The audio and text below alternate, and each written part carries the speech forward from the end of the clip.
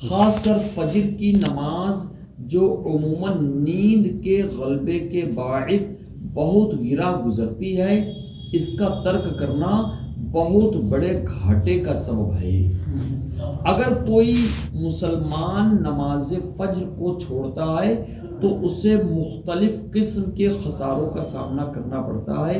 انہی خساروں میں سے یہ بھی ہیں، توجہ کے ساتھ سماعت فرمائی، یعنی اگر کوئی مسلمان نماز فجر کو چھوڑتا ہے تو ایسا مسلمان نفاق جو کہ ایک خبیث خصلت و عادت ہے اس سے بری نہیں ہو پاتا جو نماز فجر کو چھوڑتا ہے۔ یا نفاق کیا ہے؟ نفاق یہ ہے کہ انسان نے اپنا ظاہر تو اچھا بنا لیا لیکن دل کے اندر وہ اچھائی نہیں ہے جو ظاہر میں نظر آ رہی ہے۔ تو دل اور اس کا ظاہر دونوں میں ایک ٹکراؤ ہے، ایک تضاد ہے، اسی کو منافقت کہتے ہیں۔ تو ہمیں اس ٹکراؤ کو اپنے اندر سے نکال کے ختم کرنے کے لیے نماز فجر کے ٹائم پر جو نیند آتی ہے اس کی قربانی دینا ہی پڑے گی، تو ہمارے اندر سے وہ ٹکراؤ ختم ہوگا۔ کیسا شخص؟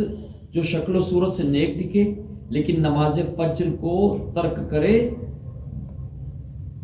وہ منافقین کی خصلتوں کا شکار ہو جاتا ہے، کیونکہ منافقین پر سب سے بوجھل نماز عشاء اور فجر کی نماز ہوتی ہے، سب سے بھاری نماز جو ہوتی ہے۔ جیسا کہ رسول پاک صلی اللہ علیہ وسلم نے ارشاد فرمایا، نماز عشاء اور فجر منافقوں پر بہت بھاری ہے، اگر اس کا اجر جانتے تو گھٹنوں کے بل چل کر آتے۔ گھٹنوں کے بل چلنا کتنا مشکل کام ہے۔ اگر کوئی یہ کہے کہ گھٹنوں کے بل یہاں سے وہاں تک چل جائیے تو چلنے کو تیار نہیں ہوں گے ہم۔ لیکن جو نماز فجر کا پڑھنے کا یہ حدیث پاک بخاری شریف اور مسلم شریف دونوں کے اندر یہ حدیث پاک ہے، تو کوئی ہم سے یہاں سے وہاں تک بتائے فرش پر چلیں گے تو بھی نہیں چل پائیں گے، وہاں تو سڑک تو پھر الگ چیز ہوتی ہے، گھٹنے پورے چھل جائیں گے۔ اگر کوئی مسلمان فجر کی نماز سے غافل رہا، اسے چھوڑتا رہا، تو گویا وہ جنت کو اپنے ہاتھوں گواتا رہا، کیونکہ فجر کی ادائیگی جنت میں داخلے کا سبب ہے، ہے نہیں؟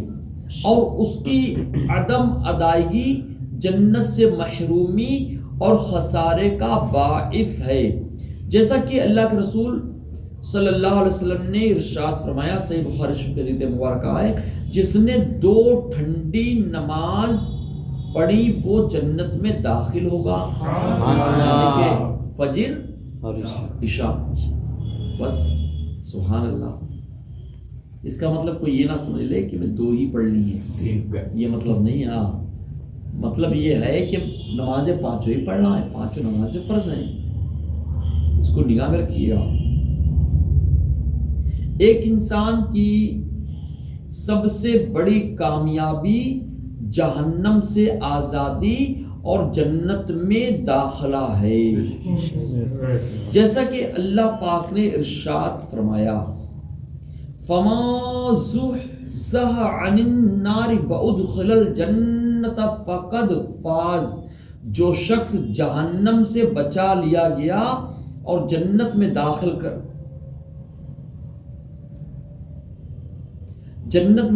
کر دیا گیا تو وہ کامیاب ہو گیا۔ سبحان اللہ۔ کامیاب کس کو کہتے ہیں؟ یہ آج پیارے اسلامی بھائیوں اس سے پتہ چلا کہ کامیاب یہ ہوتا ہے۔ اگر دکان خوب اچھی چلنے لگ جائے تو ہم کامیاب ہو گئے، دنیا میں اگر ہم نے کوئی الیکشن جیت لیا تو کامیاب ہو گئے۔ ہم یہ بتائیے، جیسے ہم یہاں پر تھوڑی سی گفتگو کر لیں، جو شخص جہنم سے بچا لیا گیا اور جنت میں داخل کر دیا گیا تو وہ کامیاب ہو گیا، ہے نہیں؟ اگر کوئی شخص نماز فجر سے کوتاہی برتتا ہے اور بنا شرعی عذر کے نماز فجر کو چھوڑتا رہتا ہے تو گویا وہ جہنم سے نجات پانے کے مواقع گوا کر جہنم سے نجات نہ پانے کا خسارہ مول لے رہا ہے. جنت پانے کا جو موقع ہے اس کو گوا کر جہنم میں جانے کا وہ سامان خود کر رہا ہے جو نماز فجر کو ترک کر رہا ہے. ہم اس کو ایک دوسرے انداز میں سمجھانے کی کوشش کریں. کبھی دوزخ میں داخل نہ ہوگا جس نے طلوع آفتاب سے پہلے اور غروب آفتاب سے پہلے نماز ادا کی. سبحان اللہ. یہ صحیح مسلم شریف کے اندر پاک ہے. یعنی کون کون سی نماز اس میں آئی؟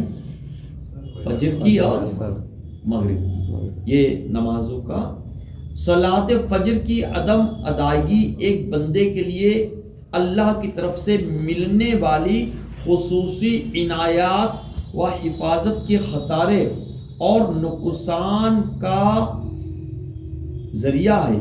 صبح یعنی فجر کی نماز کی محافظت و مداومت قابل دید عمل ہے. ایسا عمل کہ جس کی پابندی اور ادائیگی پر اللہ کی خاص عنایت ہی نہیں بلکہ اللہ کی خصوصی حفاظت بھی بندے کو میسر ہوتی ہے.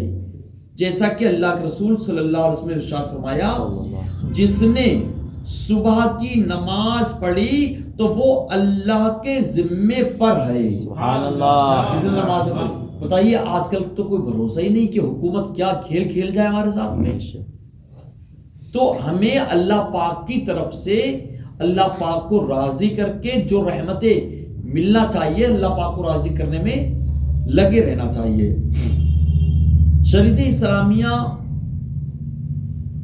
مختلف قسم کی اعمال پر پابند مومن کو بے شمار اجر کا حق دار ٹھہراتی ہے.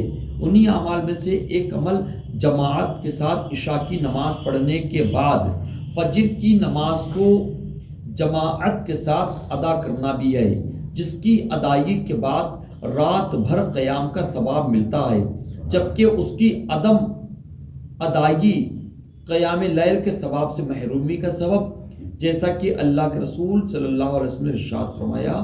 یہ ترمذی شریف حدیث پاک ہے. توجہ سماعت فرمائیے. جو عشاء کی جماعت میں حاضر رہے گا اسے آدھی رات کے قیام کا ثواب ملے گا. سبحان اللہ. جو عشاء کی نماز میں رہے گا حاضر. اور جو عشاء اور فجر دونوں نمازیں جماعت سے ادا کرے گا اسے پوری رات کے قیام کا ثواب یعنی کہ پوری رات بندہ پوری رات سو رہا ہے اور پوری رات کا ثواب مل رہا ہے. اللہ پاک کی شان کریمی تو دیکھیے آپ کتنی بڑی اس کی عطا اور مہربانی. جہاں پر بندہ 5 نمازیں پڑھے اور 50 نمازوں کا ثواب پائے وہی بات یہاں پر کتنی مل رہی ہے کہ کچھ دیر عشاء اور کچھ دیر فجر اور پوری رات کا ثواب. کوئی پروفٹ نہیں ہے دنیا میں, کوئی ایسی چیز ہی نہیں, کچھ ہے نہیں. سبحان اللہ. رب کے حضور فرشتوں کا بندوں کے تئیں گواہی نہ دینے کا نقصان. فجر اور عصر کی اس کے وقت پر ادائیگی ایک بندے مومن کے لیے بڑی خوش بختی کی علامت ہے کیونکہ یہی وہ نمازیں ہیں جن کی ادائیگی کے بعد فرشتے اللہ کے پاس اس بات کی گواہی دیتے ہیں کہ مولا تیرے اس بندے کو جب میں نے چھوڑا تو نماز فجر یا نماز عصر میں مشغول تھا. مفہوم مخالف یہ کہ جو بندہ نماز فجر اور عصر کو ادا نہیں کرتا تو اس کے تعلق سے رب کے پاس فرشتوں کے ذریعے گواہی نہیں دی جاتی ہے جو کہ بہت بڑے گھاٹے کا سودا ہے. چنانچہ ارشاد نبوی صلی اللہ علیہ وسلم ہے کہ حضرت ابو ہریرہ رضی اللہ تعالیٰ عنہ سے روایت ہے کہ رسول پاک صلی اللہ علیہ وسلم نے ارشاد فرمایا رات اور دن میں فرشتوں کی ڈیوٹیاں بدلتی رہتی ہیں اور فجر اور عصر کی نمازوں میں ڈیوٹی آنے والے اور رخصت پانے والوں کا اجتماع ہوتا ہے. پھر تمہارے پاس رہنے والے فرشتے جب اوپر چڑھتے ہیں تو اللہ تعالیٰ پوچھتا ہے، حالانکہ وہ ان سے بہت زیادہ اپنے بندوں کے متعلق جانتا ہے کہ میرے بندوں کو تم نے کس حال میں چھوڑا. وہ جواب دیتے ہیں کہ ہم نے جب انہیں چھوڑا تو وہ فجر کی نماز پڑھ رہے تھے، اور جب ہم ان کے پاس گئے تب بھی وہ عصر کی نماز پڑھ رہے تھے. بتائیے، جب چھوڑا تو بھی فجر کی نماز پڑھ رہے تھے.